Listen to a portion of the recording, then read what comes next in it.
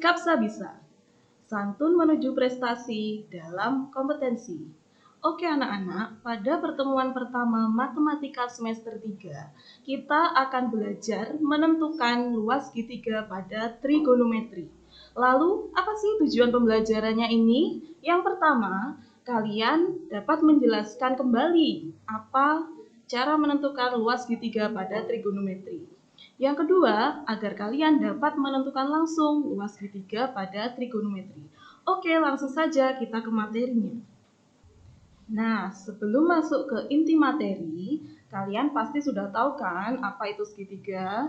Segitiga adalah bangun datar yang dibentuk oleh 3 garis lurus yang saling berpotongan. Ciri-cirinya apa? Pasti dia punya 3 sisi dan juga punya 3 titik sudut. Nah, jenis-jenis segitiga pun banyak.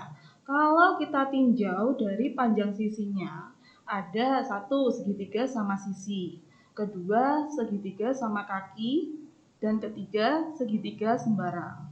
Kalau kita tinjau berdasarkan besar sudut, ada segitiga tumpul, segitiga siku-siku, dan juga segitiga lancip.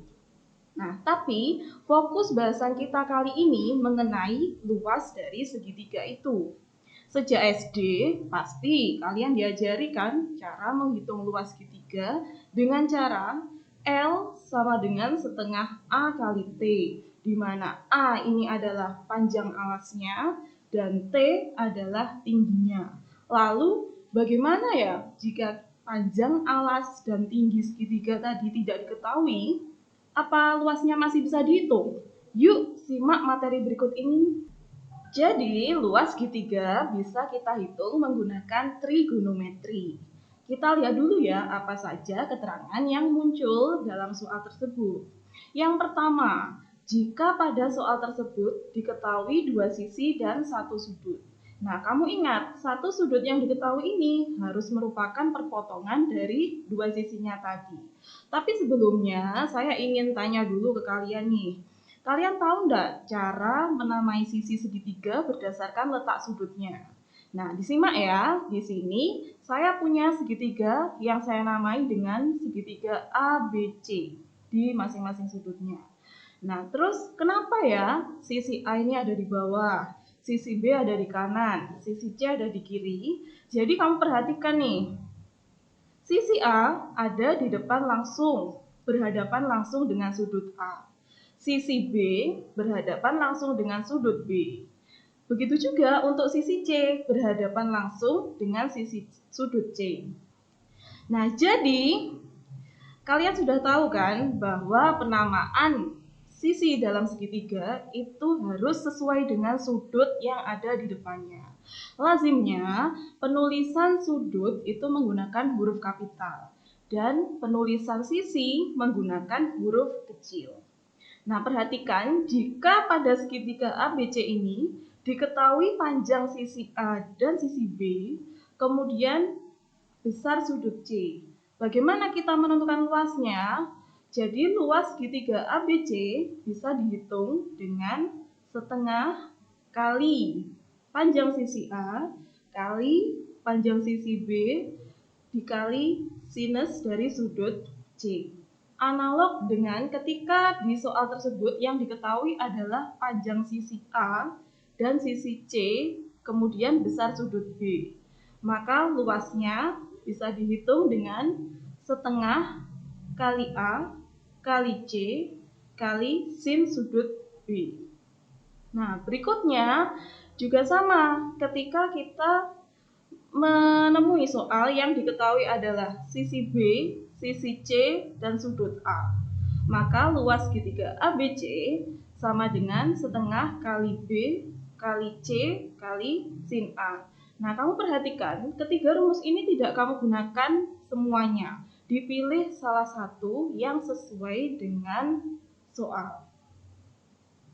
Nah, Ibu punya contoh soal biar kalian nanti tidak bingung waktu mengerjakan tugasnya. Contoh soal 1, misal pada segitiga ABC diketahui sisi B sama dengan 16 cm. Sisi C 8/2 cm dan besar sudut A yang ada di sini 45 derajat. Tentukan luasnya. Nah, di sini yang diketahui adalah sisi B, sisi C, dan sudut A. Maka kita gunakan rumus yang L sama dengan setengah B kali C kali sin A. Kita masukkan besar sisi B, sisi C, dan sudut A di sini. Nah, setelah dihitung, kamu bisa menghitung menggunakan kalkulator maupun secara manual ya. Luasnya didapatkan 64 cm persegi. Yang berikutnya, jika pada segitiga itu yang diketahui adalah panjang tiga sisinya, kita bisa menggunakan rumus Heron untuk menentukan luasnya. Nah, di sini kita membutuhkan S. Apa itu S? S bukan singkatan dari sisi ya. S itu adalah setengah keliling segitiga. Nah, keliling segitiga sendiri bisa kita hitung dengan menjumlahkan semua sisinya. Jadi jika misal sisi A, B, dan C, maka kelilingnya itu A ditambah B ditambah C. Maka untuk menghitung S, setengah dari keliling tadi, setengah kali dalam kurung A ditambah B ditambah C. Kemudian setelah kita tahu S-nya, kita bisa langsung masukkan ke rumusan yang ada di sini, di dalam kotak ini. Nah, ini contoh soalnya ketika segitiga itu diketahui tiga sisinya. Misal, saya punya soal, hitunglah luas segitiga ABC dengan panjang sisi-sisinya. A sama dengan 4 meter, B sama dengan 8 meter, dan C sama dengan 8 meter juga. Yang pertama, yang harus kamu ingat, untuk menghitung luasnya, terlebih dahulu kamu harus tahu besar S-nya atau setengah keliling segitiga ini. Nah, kita hitung S-nya dulu. Setengah dari A ditambah B ditambah C. A ditambah B ditambah C, 4 ditambah 8 ditambah 8 sama dengan 20. Nah, setengah dari 20 adalah 10. Di sini 10 ini adalah besar S-nya. Lalu kita pindahkan S ini ke dalam rumus Heron tadi.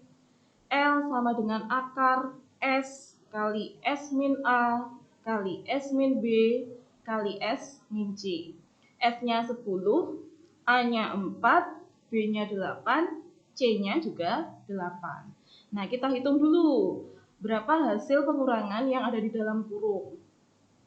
Nah, di sini 10-nya yang di depan ini mengikuti. Untuk yang pertama 10 dikurangi 4, 6. 10 dikurangi 8, 2. Yang di sini 10 dikurangi 8 juga 2. Setelah dikalikan didapatkan 240. Tapi untuk menghitung luasnya itu 240 ini harus diakarkan dulu. Setelah dihitung ketemu 4 akar 15 cm persegi. Baiklah anak-anak, demikian tadi materi tentang luas segitiga. Nah, mudah bukan memahaminya? Jika kurang paham, kalian bisa mencari referensi lain untuk menambah pengetahuanmu. Sekarang, ada 4 soal yang harus kalian kerjakan di rumah. Silakan disimak ya. Yang pertama, hitunglah luas segitiga berikut. Di sini ada segitiga STU yang diketahui panjang ketiga sisinya. Sisi S besarnya 14 cm, sisi T 15 cm, sisi U 13 cm. Kamu hitung ya luasnya. Yang kedua, tentukan luas segitiga ABC jika diketahui AB 15 cm, BC 10 cm, dan sudut B 30 derajat. Yang ketiga, tentukan luas segitiga PQR jika diketahui sudut P 120 derajat, panjang PR 10 cm, dan panjang PQ 8 cm. Nah, Soal yang terakhir, hitunglah luas segitiga ABC dengan panjang sisi-sisinya. A 3 meter, B 8 meter, dan C 9 meter. Nah, tugas ini bisa kalian kerjakan pada kertas folio dan dikumpulkan melalui Google Classroom ya. Kalian bisa mencari referensi lain untuk mengerjakan soal tersebut.